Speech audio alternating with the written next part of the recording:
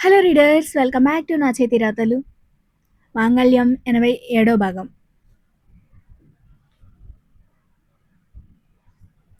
తన ప్రోగ్రామ్ అయిపోయిందని కాల్ చేసింది తేజు. ఓకే, అరగంటలో వస్తాను అని చెప్పాడు అభి. సరే అని తన కొలీగ్తో క్యాంపస్ బయట వరకు వచ్చి అక్కడే వెయిట్ చేస్తుంది. అభి తన వర్క్ కంప్లీట్ చేసుకుని అంతవరకు చేసింది సబ్మిట్ చేసే టైంకి సర్వర్స్ పని చేయలేదు. కొంత డేటా అరేజ్ అయిపోయింది. అప్పటికే లేట్ అవ్వడంతో ఆఫీస్ అంతా ఖాళీ. టెక్నికల్ టీం కూడా వెళ్ళిపోయారు.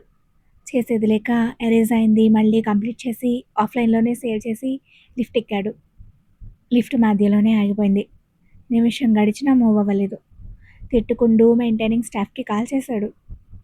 రిపేర్ చేస్తున్నాం సార్ అని భయపడుతూ చెప్పారు అటువైపు. అప్పటిదాకా నేను ఇందులో ఎలా ఉండాలి, ముందే చూసుకోరా అని అరిచేశాడు. 10 minutes సార్ అంటూ బోల్డ్ అని సారీలు చెప్పి కట్ చేశాడు అతను. తిరిగ్గా కాలు మీద కాలేసుకుని ఫోన్ చూసుకుంటుంది శ్రావణి. సార్కి తెలిస్తే చంపేస్తారు మేడం, మరోసారి భయంగా చెప్పాడు అతను.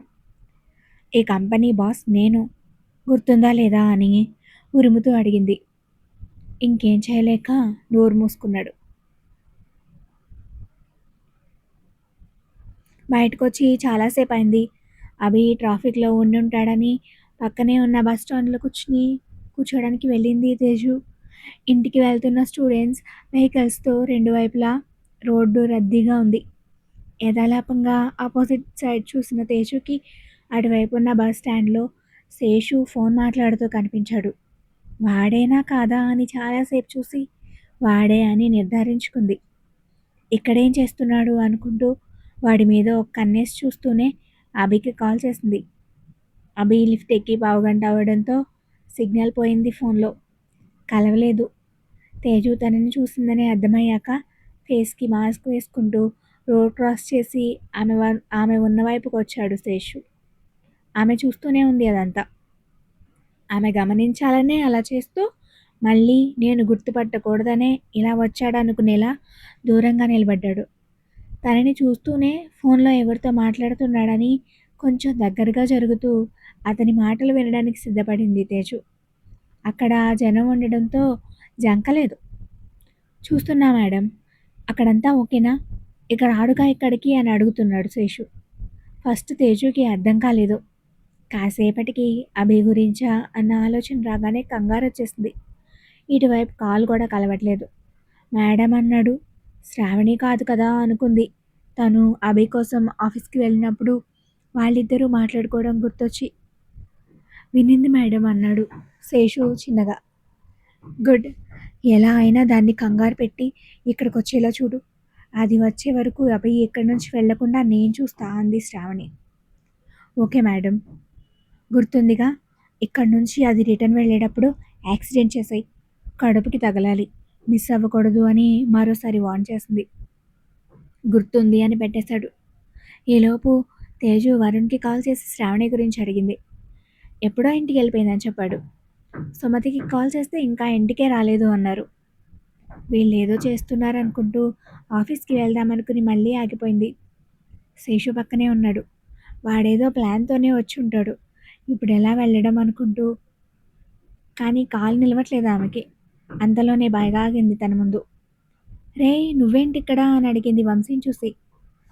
అభికి లేట్ అయ్యేలా ఉందని కాల్ చేశాడు, నువ్వు వెయిట్ చేస్తున్నావని చెప్పాడు అన్నాడు. కాల్ చేశాడా? నేను చేస్తుంటే కలవట్లేదు, ఒకసారి చెయ్యి నువ్వు అంది. నాకు చేసి చాలాసేపు అయింది, నాకు లేట్ అయితే నువ్వు పిక్ చేసుకో అని చెప్పాడు అంటూ వంశీ కూడా ట్రై చేసి కనెక్ట్ అవ్వట్లేదు అన్నాడు. సరే పద, అభి ఆఫీస్కి ఫాస్ట్ అంటూ బైక్ ఎక్కి స్టేషన్ చూసింది. వాళ్ళనే గమనిస్తున్నాడు దిక్కులు చూస్తూ. తేజు కంగారు చూసి ఆఫీస్కి అనిపించింది అతనికి. ఇప్పుడు ఆఫీస్కి ఎందుకే, వాడి ఇంటికి వచ్చేస్తాడు అన్నాడు వంశీ. ముందు పోనీ నువ్వు అని తొందర పెట్టింది. శేషు వాళ్ళని ఫాలో అయ్యాడు. తేజు వెనక్కి చూస్తూనే ఉంది.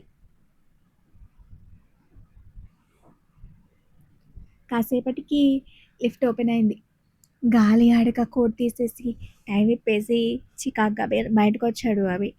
వస్తూనే అక్కడి వాళ్ళ మీద ఫైర్ అయ్యి వాళ్ళ అపాలజీస్ని పట్టించుకోకుండా సెల్లార్లోకి వచ్చి కారెక్కాడు. స్టార్ట్ అవ్వలేదు. 2-3 సార్లు ట్రై చేసినా అంతే. ఏమైంది అన్నిటికీ ఇవాళ అనుకుంటూ కార్ దిగి చుట్టూ చూశాడు అనుమానంగా. లిఫ్ట్ కావాలా అభి అంటూ అతని పక్కన కార్ ఆపింది శ్రావణి. అర్థమైంది ఇదంతా తన పనే అని. నువ్వేం చేస్తున్నావు ఇక్కడ అని అడిగాడు సీరియస్గా. ఈ ఆఫీసే నాది అభి. ఇలాంటి ప్రశ్న నన్ను అడగకూడదేమో అంది నవ్వుతూ. ప్రస్తుతానికి ఆఫీస్ నీదనేమో కానీ నువ్వు ఇక్కడికి రాకూడదని పెట్టిన రూల్ నాది. పాటించలేదు కదా. పర్యవసానం ఏంటో మీ మావయ్య చెప్తాడు. నేను నా ఆఫీస్కి రావడానికి నువ్వు షరతులు పెట్టడం ఏంటి? అదే మాట్లాడదామని వచ్చాను. లిఫ్ట్ తీసుకుంటే డ్రాప్ చేసేలోపు నేనే తెలుసుకుంటానేమో అంది. ఫూలిష్ వర్డ్స్ అంటూ డ్రైవర్ని చూశాడు అభి. మెకానిక్కి కాల్ చేశాను సార్, వస్తున్నాడు అన్నాడు. అప్పటికే తేజుని పిక్ చేసుకున్నానని వంశీ మెసేజ్ ఇవ్వడంతో సెల్లార్ నుంచి బయటికి నడిచాడు. తనని పట్టించుకోకుండా వెళ్ళపోవడం జీర్ణించుకోలేకపోతుంది శ్రావణి. అక్కడికి రావద్దని వాళ్ళ మావయ్య వార్నింగ్ ఇచ్చిన ధైర్యం చేసి వచ్చింది. ఎందుకు? పొద్దున మాలిని చేసిన అవమానం వల్ల. తేజు వాళ్లతో ఇంటికి రాలేదంటే తను భారతికి ఫోన్ చేయడం వాళ్ళని ఎఫెక్ట్ చేసింది అనిపించింది ఆమెకి.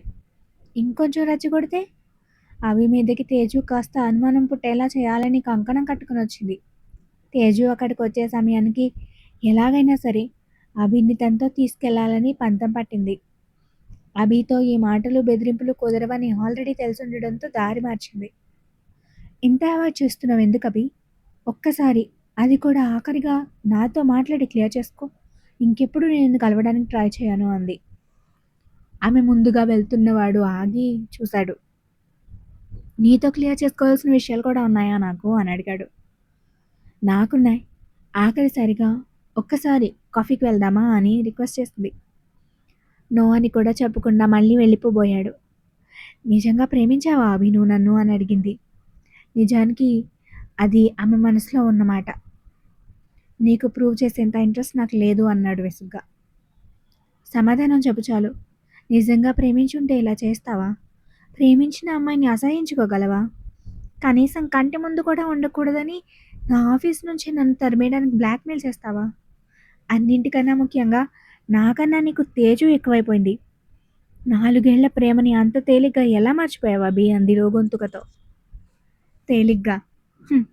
సరే, నేను ప్రేమించలేదు అనుకుందాం. నువ్వు ప్రేమించావా అని అడిగాడు. నీకు తెలీదా?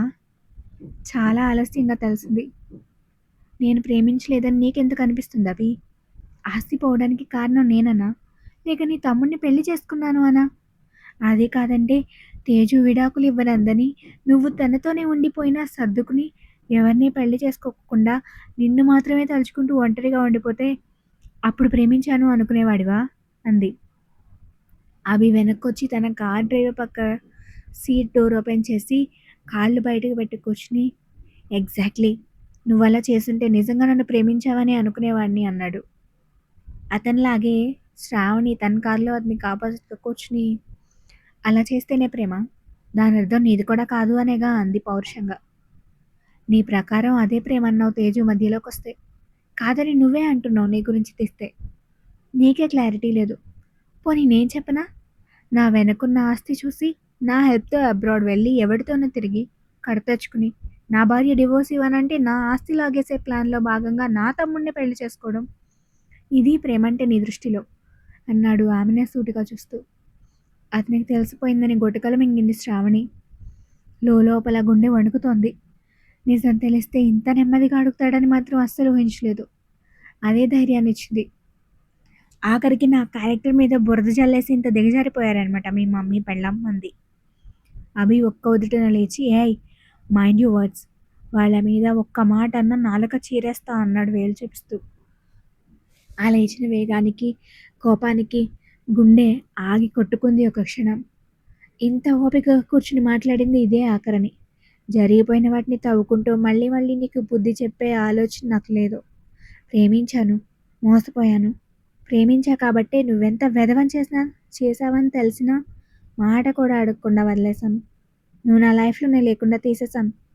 ఇప్పుడు ఎవరి జీవితాల్లో వాళ్ళు ఉన్నాం. అయినా ఎందుకు డిస్టర్బ్ చేయడానికి చూస్తున్నావు? భారతి అత్తయ్యకి ఫోన్ చేసి నా గురించి ఏం చెప్పాలనుకున్నావు?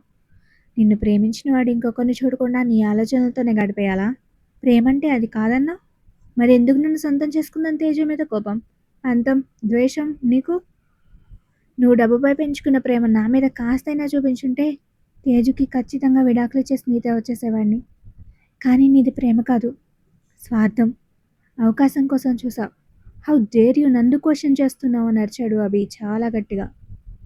అతని కోపానికి అప్పటి వరకు వారి మధ్య సాగిన సంభాషణకి తేజు వస్తుందని మర్చిపోయింది శ్రావణి.